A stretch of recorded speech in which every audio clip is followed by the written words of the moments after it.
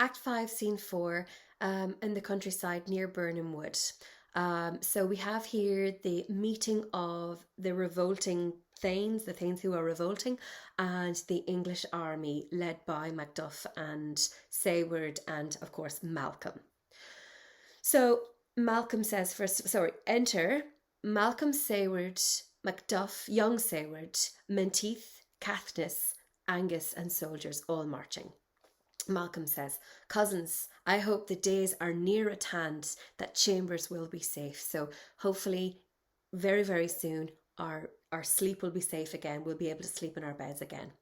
Menteith, we doubt it nothing. So they're very, very confident that they can defeat the tyrant. Sayward, what wood is this before us? And Menteith says, it is the Great Wood of Birnam.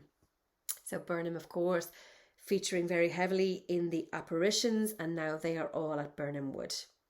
Malcolm says, let every soldier hew him down a bough and bear it before him. Thereby shall we shadow the numbers of our host and make discovery ere in report of us. So Malcolm says, every soldier among us take down a bough from a tree, and as we walk, it will hide us. So of course, obviously, that will give the impression of a walking forest. If every one of these 10,000 men, plus the Thanes who are revolting as well, if they have all come together and they all have a branch each, it will give the impression of a forest walking towards the castle where Macbeth is holed up.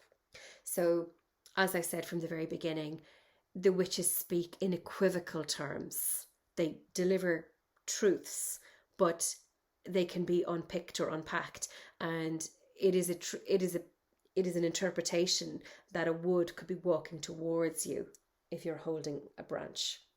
If 10,000 people are holding a branch, it could look like the wood is walking towards you. So we're seeing here maybe the beginning of the disintegration of that apparition. Now, there are still some other apparitions, so all is not lost for poor Macbeth, but here we are maybe bringing down one of the apparitions. Soldier says, it shall be done. Sayward, we learn no other, but the confident tyrant keeps still in Dunsinane and will endure our setting down before it. So they've heard that Macbeth is holed up in the castle. He's preparing to wait out a siege. So he is, as we know from the last scene, he is calling for his armour and he's going to take on all the men. And so this is the report that they've heard also. So Malcolm says, 'tis his main hope. So it's his best possible chance for him to stay in the castle and wait it out. For where there is advantage to be given, both more and less have given him the revolt, and none serve him, but constrained things whose hearts are absent too. So everybody is pulling away from Macbeth.